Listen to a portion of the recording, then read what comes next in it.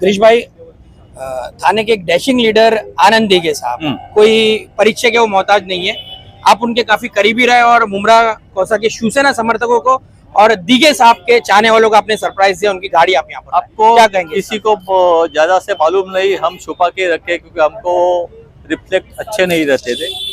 मैं दिघे साहब के मौसी का लड़का हूँ जी। मैं 17 साल साहब के साथ में रहा, और ये गाड़ी का ये है कि जैसा मैंने बताया कि राजन किणी साहब ने वो टाइम में बताया था कि एक साहब को एक आरामदायक गाड़ी देने की मेरी इच्छा है, लेकिन मैं आर्थिक दृष्टि से मजबूत हो जाऊंगा तो मेरे तरफ से एक आरामदायक गाड़ी मैं साहब को दूंगा।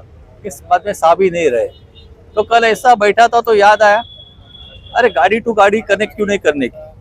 चलो गाड़ी के थ्रू से तो आज साहब नहीं देखे, गाड़ी के थ्रू से तो राजन किणी साहब को आशीर्वाद देने को जाने का है। इनके लिए मैं उनको फोन करके बोला आपको मैं सरप्राइज देने वाला हूँ। इसके लिए आज ये गाड़ी के बहुत हकीकत है, तो ऐसा लगता है साहब है अभी तक। जी। दिघे साहब से जुड़ा हुआ कोई किस्सा या कोई छोटी मोटी बात जो आपको याद हो? इस बारे में बताओ, बहुत से किस्से। हाँ, कोई एक ऐसा कोई ऐसी बात जो उन्होंने एक बहुत एक्सपोज बात आज बोलना चाहता हूँ मैं। एक साहब का एक्सीडेंट हुआ, उस दिन मेरे घर में भी गणपति थे, इसके लिए मैं नहीं था स्टेयरिंग पे। सुबह आके मेरे दर्शन लेके गए साहब, तो उसके पहले 2 दिन रिक्शा स्टैंड कल्याण की सत्यनारायण की पूजा थी, तो साहब आए, गाड़ी में बैठे। गाड़ी में बैठने के बाद में वो बोल रहे थे क्या मरावे परी कीर्ति रूपी उरावे। तो मैं बोला साहब ये क्या गाना गुनगुना रहे, तो वो बोले गिरीश इधर आ। बोला क्या? माझा भावी वारसदार फक्त एकच आहे। मी बोलो कोण? तो म्हणे माझ्या बहिणीचा मुलगा संग्राम गडकरी, ये आनंद दिघे साहब का सच्चा वारसदार उन्होंने बताया था।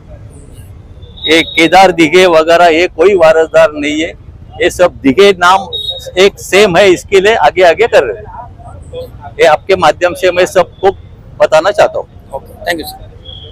कि जनसेवा यहाँ से होना मांगता है, जैसे कि 20% राजकारण 80% समाजकारण, उस माध्यम से यहाँ से जो काम होना चाहिए वो काम हो रहा है। और संजय राउत ने कहा था कि यहाँ पर जो बुलडोजर चला गया, अभी कोई भी ये बाबा आदम जमाने का काम नहीं है, ये काम पुराना काम था। और ये काम तोड़ने के लिए अगर आपको अभी आप छिलनी हथौड़े से तोड़ नहीं सकते, इसके लिए अगर नया काम निर्माण करने का है तो पुरानी वास्तु को गिराने के लिए उसको अभी नए नए टेक्नोलॉजी, तो उस हिसाब ने मशीनरी के हिसाब से हम लोग ने जेसीबी लगा के वो पुरानी शाखा, और वो शाखा बाकायदा भाड़े से दी गई थी, और वो हमको पसंद नहीं था कि वहां से जो कार्य होना चाहिए था बाला साहब को और दिघे साहब को अभिप्रेत जो कार्य यहाँ से होना चाहिए था वो कार्य नहीं हो रहा था। इसके लिए वो हम लोग ने नया बनाने का उसका ये किया, और आज देखिए आप, और आज देखेंगे, और यहाँ से बहुत अच्छे कार्य हो रहे।